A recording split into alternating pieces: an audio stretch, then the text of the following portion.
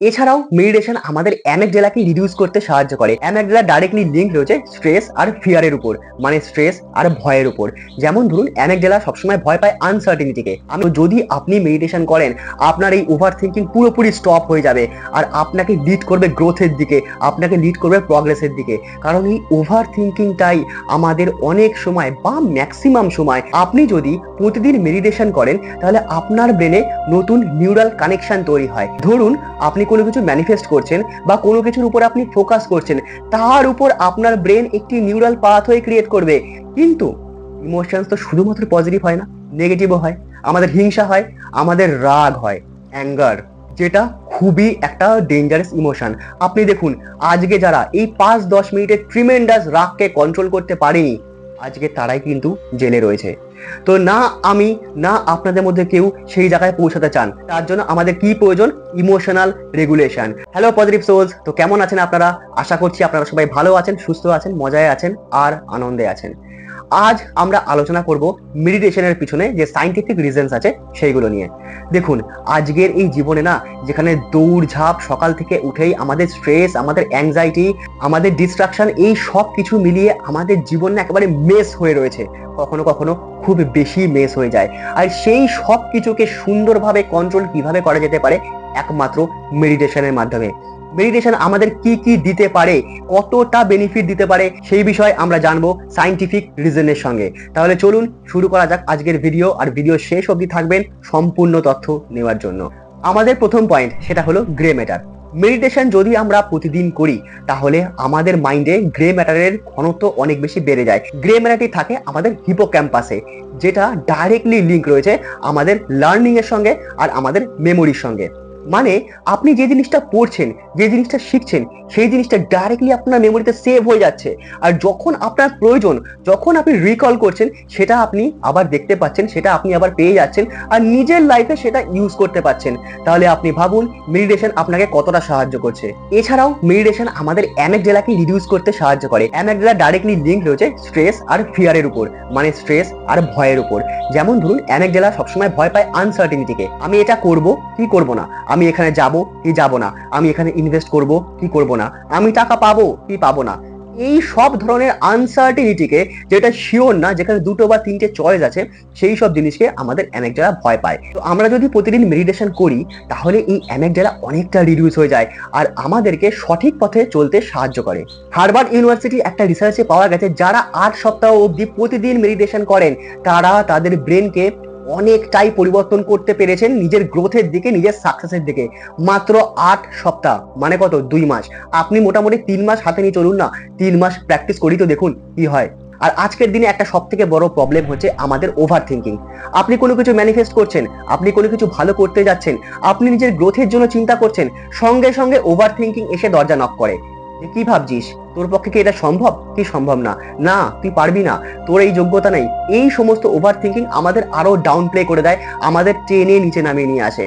তো যদি আপনি মেডিটেশন করেন, আপনার এই ওভার থিঙ্কিং পুরোপুরি স্টপ হয়ে যাবে আর আপনাকে লিড করবে গ্রোথের দিকে, আপনাকে লিড করবে প্রগ্রেসের দিকে। কারণ এই ওভার থিঙ্কিংটাই আমাদের অনেক সময় বা ম্যাক্সিমাম সময় আমাদের পিছন দিকে টেনে নেয়। সেই ওভার থিঙ্কিংটাই যদি স্টপ হয়ে যায় তাহলে আপনি বুঝুন আপনার কতটা বেনিফিট হবে। আর এই সব কিছু লিঙ্ক করছে আরেকটা জিনিসের সঙ্গে, সেটা হচ্ছে নিউরোপ্লাস্টিসিটি। নিউরোপ্লাস্টিসিটি কি? এটা একটি নিউরনের কাজ। আপনি যদি প্রতিদিন মেডিটেশন করেন তাহলে আপনার ব্রেনে নতুন নিউরাল কানেকশন তৈরি হয়। ধরুন আপনি কোনো কিছু ম্যানিফেস্ট করছেন বা কোনো কিছুর উপর আপনি ফোকাস করছেন, তার উপর আপনার ব্রেন একটি নিউরাল পাথওয়ে ক্রিয়েট করবে, যার ফলে আপনি সেখানে অনেক বেশি করে ফোকাস করতে পারবেন এবং আপনার ফিলিংস জেনারেট হবে। আর আপনি জানেন যে ফিলিংস ইজ দ্য কি অফ ম্যানিফেস্টেশন। আর এর সাথেও নিউরোপ্লাস্টিসিটি ভিশন বোর্ডের সঙ্গে ডাইরেক্টলি লিঙ্ক। তাহলে আপনি বুঝুন এই 10-15 মিনিটের মেডিটেশন দিনে একবার আপনাকে কতটা সাহায্য করছে। আসলে কি আমাদের লাইফে তো প্রবলেম কখনো শেষই হয় না। যেমন ধরুন আরেকটা প্রবলেমের কথা বলি, ইমোশনাল রেগুলেশন। ইমোশনস একটা এমন জিনিস যেটা আমরা কখনো গায়ের জোরে তো রেগুলেট করতে পারি না, গায়ের জোরে কন্ট্রোল করতে পারি না। এটা আসে কোথা থেকে? ব্রেন থেকে। তাহলে কন্ট্রোল কিভাবে হবে? ব্রেন থেকে। তাহলে ব্রেন থেকে কন্ট্রোল করতে গেলে কি করতে হবে? ব্রেনকে শান্ত রাখতে হবে। আর ব্রেনকে শান্ত রাখতে গেলে কি করতে হবে? মেডিটেশন করতে হবে, আপনাকে ধ্যান করতে হবে। এক্স্যাক্টলি দেখুন, যখন আমি কোনো ইমোশনের কথা বলি, যদি আপনার মাথায় এখন পজিটিভ ইমোশনস আসছে, গুড ফিলিং আসছে, গুড ভাইব আসছে, দ্যাটস ওকে। গুড ভাইবস যদি আসে তাহলে ওকে, খুব ভালো। কিন্তু ইমোশনস তো শুধুমাত্র পজিটিভ হয় না, নেগেটিভও হয়। আমাদের হিংসা হয়, আমাদের রাগ হয়, অ্যাঙ্গার, যেটা খুবই একটা ডেঞ্জারাস ইমোশন। আপনি দেখুন, আজকে যারা এই 5-10 মিনিটের ট্রিমেন্ডাস রাগকে কন্ট্রোল করতে পারেনি, আজকে তারাই কিন্তু জেলে রয়েছে। তো না আমি, না আপনাদের মধ্যে কেউ সেই জায়গায় পৌঁছাতে চান। তার জন্য আমাদের কি প্রয়োজন? Emotional regulation. আর ইমোশনাল রেগুলেশন কখন হবে? যখন আমাদের ব্রেন শান্ত থাকবে।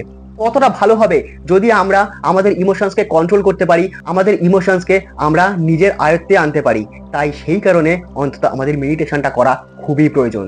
আমাদের পরের পয়েন্ট হচ্ছে ফোকাস অ্যান্ড কনসেন্ট্রেশন।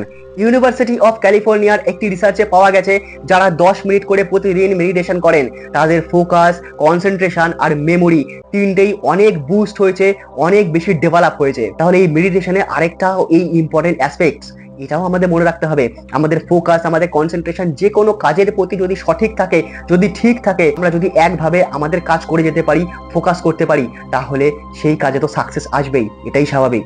আর শুধু এখানেই শেষ নয়, আমাদের মেডিটেশনের বেনিফিট এর ডাইরেক্টলি লিঙ্ক আছে ফিজিক্যাল হেলথের সঙ্গে। Exactly physical health. একটি রিসার্চে পাওয়া গেছে, যারা 3 মাস প্রতিদিন 10 থেকে 15 মিনিট করে মেডিটেশন করেছেন, তাদের শরীরে অ্যান্টিবডি প্রোডাকশন অনেক বেশি হয়েছে এবং তাদের ইমিউনি সিস্টেম অনেক বেশি ডেভেলপ, অনেক বেশি ভালো। এই ইমিউনি সিস্টেম আর কিছুই না, যেটা আমাদের প্রোটেক্ট করে সব ধরনের রোগ থেকে। তাহলে আপনি ভাবুন, আপনি 10 থেকে 15 মিনিট প্রতিদিন মেডিটেশন করে আপনার শরীরে রোগ প্রতিরোধক ক্ষমতাকে বাড়াচ্ছেন, আপনার শরীরে ভাইরাস অ্যান্ড ব্যাকটেরিয়াল অ্যাটাককে আপনি আটকাচ্ছেন। তাহলে মেডিটেশনের বেনিফিট কি খুবই কম?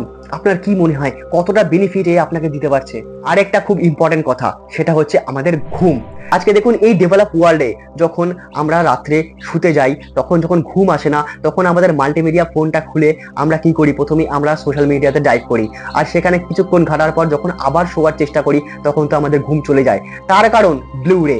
আমাদের মোবাইল থেকে সেই ব্লু রেটা আমাদের চোখে যাচ্ছে, আর এই ব্লু রে কিন্তু সূর্যের আলোতেও রয়েছে, অর্থাৎ রোদ্দুরে রয়েছে। তাহলে আমাদের ব্রেনে কি সিগন্যাল যাচ্ছে? যখন আমাদের ব্রেনে ব্লু রে যাচ্ছে, আমাদের ব্রেনে এটাই সিগন্যাল যাচ্ছে যে এখনো রাত হয়নি, এখনো শোয়ার সময় হয়নি, তো এখন আমাদের ঘুমানো যাবে না। আর আমাদের ঘুমের জন্য সব থেকে বেশি প্রয়োজন হচ্ছে মেলাটোনিন, আর সেই মেলাটোনিন প্রোডাকশন আমাদের ব্রেন তখন বন্ধ করে দেয়, কারণ ব্রেনে তো তখনও ব্লু রে যাচ্ছে, আর ব্লু রে তো সূর্যের আলোতেও থাকে। তাহলে আমাদের ব্রেন কি ভাবছে?